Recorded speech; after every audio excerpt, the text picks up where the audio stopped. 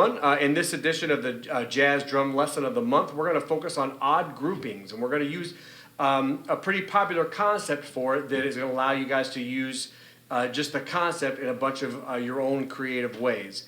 Simply, we're going to take a regular sticking that we already know, a rudiment or some sort of sticking pattern that our hands are already comfortable with in a 4, 6, 8 note grouping, and then we're just going to add one bass drum to it somewhere in the mix, and that's going to give us an odd grouping. So this comes from, if you guys have been following the 52 lick series, I covered a Brian Blade lick that he did with Josh Redman, which is a 5-note grouping.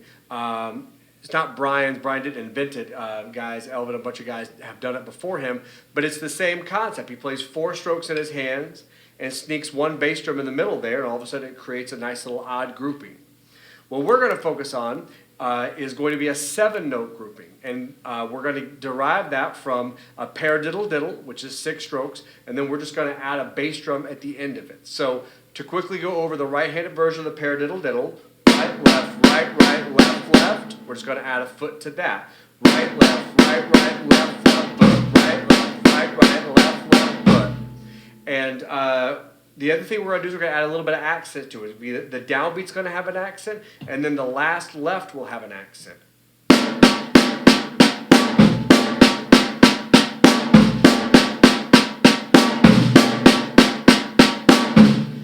So there's the phrase. Now I'm going to use it quickly as a 1-measure phrase, a 2-measure phrase, and a 4-measure phrase to hear some possible different combinations. I'm going to do nothing but start it always on the downbeat and keep it on the snare drum and the bass drum.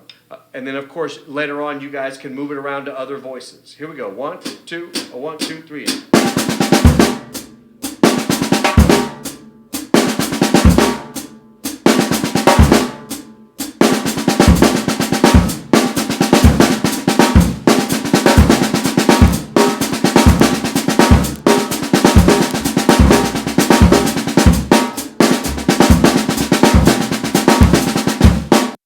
So there's a 1-measure, 2-measure, 4-measure version of it. I got that concept from Philly Joe. He takes certain rudiments that he likes, and I've noticed that he has the ability to do a 1-measure version of it that will lead him elsewhere. And he can also, if he wants to do it over the entire bridge of a song, while he's soloing, he can do it for 4 or 8 or 16 bars for as long as he wants. So that's essentially what I've done with this phrase. So paradiddle-diddle, 6 strokes. Add 1 bass drum. I put it at the end. You don't have to put it at the end. You can put it in the middle or in the beginning. And then I apply a little bit of phrasing to it so that it doesn't come out. See, this is where I think people get stuck. Here's a paradiddle-diddle with 1 extra bass drum note at the end of it.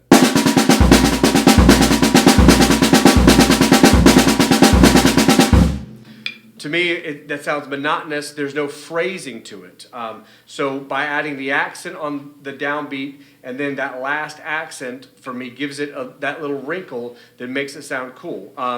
So try to figure out other ways to use that phrase and take the concept. Take any rudiment or sticking that you're already comfortable with and throw that little wrinkle in it by adding a bass drum. Okay, good luck.